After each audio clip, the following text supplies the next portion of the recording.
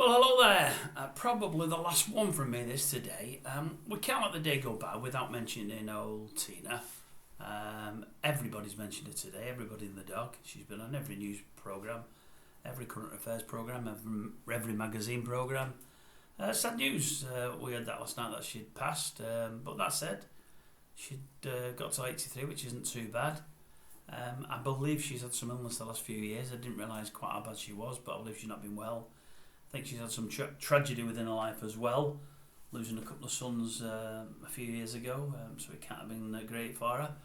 And her life was littered with tragedy early on. I think she probably had a 30 or 40 year period in the middle of her life where things went pretty well, but the first 30 or 40 years weren't great, and maybe the last 10 or 15 weren't great. Yet she got through it, she kept on smiling, she kept on working, and produced a great body of work. Just a couple of thoughts. I mean, I'll end with a couple of thoughts of my own, to be honest with you. And if you stay on for that long, it won't be long, it'll be 6-7 minutes, I would imagine. You probably won't agree with any of them.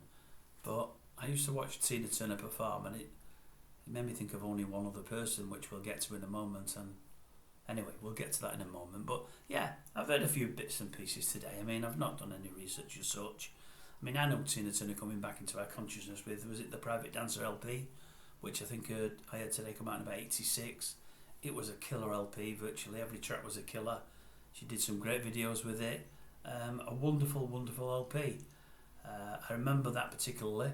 I also remember, was it Mad Max 3, Beyond the Thunderdome? She played, was it a villainess there? I remember it probably more because a number 2 in command was Angry Anderson from Rose Tattoo. Many of you won't know him, but I liked Old Angry. I liked him a lot. I still do. 4'11" of utter terror. But anyway, that's another story.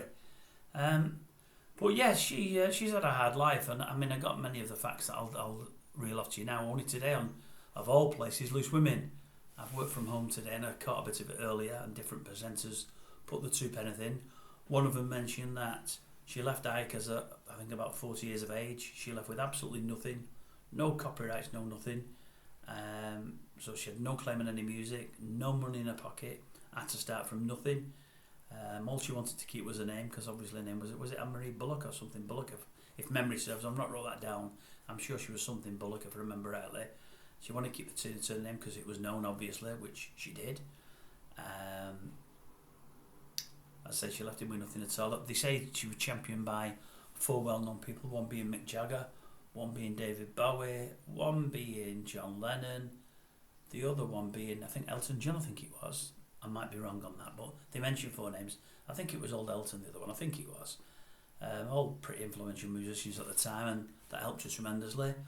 One of them mentioned that the Private Dancer LP, or songs within it, were written by Mark Knopfler, obviously of Dire Straits, and he was to remark that of all the famous people that he ever worked with or ever met, she was the most grounded, the nicest person. She treated everybody the same, regardless of whether you worked in a band with her or whether you ran for a cup of tea for her. They said she was great with people, just really, really good. Another one of the presenters said, obviously we all know her first husband beat her up and was awful, a horrible man, but she was sexually abused as a young child. Then she had a husband who beat her and beat her and beat her and really controlled her life. I believe her last husband, the second husband, was great, and they had a great end of life, but that was all she had throughout her life. I think one of them said that she finally left the day she left Ike. He controlled her forever, but actually stood over her one day and made her eat a full cake. I'm guessing it'd be a sandwich, I'm guessing it'd be a full cake. I don't think they mean an eclair or a Battenberg.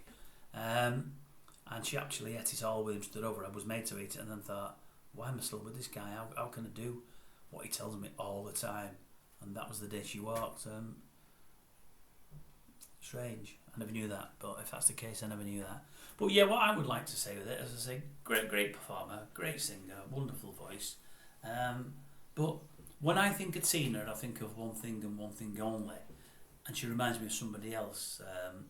I think of her dancing. I seen something else earlier today. I think they spoke to Arlene Phillips somewhere, and Arlene Phillips said she worked with her on a video or two, and the woman presenting the show said, and what was she like? Did she take the dance moves in? Well, you know, because obviously she was a fantastic dancer, And Ali said, oh, yeah, she took them all in and whatever else. And then I heard somebody else that I mentioned what a great dancer she was. And that is what I think about when I think of Tina Turner, a dancing. I think of her dancing and really to the detriment of everything else. But for all I thought she was a fantastic vocalist and a great performer, when I think of her dancing, the last thing I think of is of her being a great dancer. Oh my God. Talk about no rhythm. I'll tell you what, when I watch Tina Turner, I just think of Tina, Mick Jagger. Tina, Mick Jagger. Both never stop moving. Both absolutely no idea. Both absolutely no rhythm whatsoever. Now, I love the Stones. I've seen the Stones twice, I think twice live. First time out of this world at St James's Park, Newcastle, many, many years ago. Second time I think it was at Main Road. It wasn't anywhere near as good. But you can't leave Jagger alone because of his dancing and whatever else. He's a great performer for all he can't dance. But you're watching him thinking, oh my God, what's he dancing to? But he never stops. But because he's so bad and because he enjoys it so much, it becomes all the more entertaining and you watch him even more. But, I mean, I think he said at one time he got all his moves from Tina Turner watching her backstage. I get that. They both couldn't dance. I'm not having anybody tell me they're good dancers. I'll have anybody tell me they're good performers. That's no problem. I'll say that all day long because they were great performers. They were great to watch, but they were great to watch for the wrong reasons. They could not dance. Honestly, in all of rock music, because they played a rocky kind of music, I have never seen two people dance as badly in my old cream puff. And if anybody disagrees, write it down in the comments. I've got no problem with it because I'll tell you now, I am right and you are wrong. Tina Turner, for all I loved her, Mick Jagger, cannot, could not, will not ever be able to dance. That said, Tina was great and it's sad that she's gone. Really sad.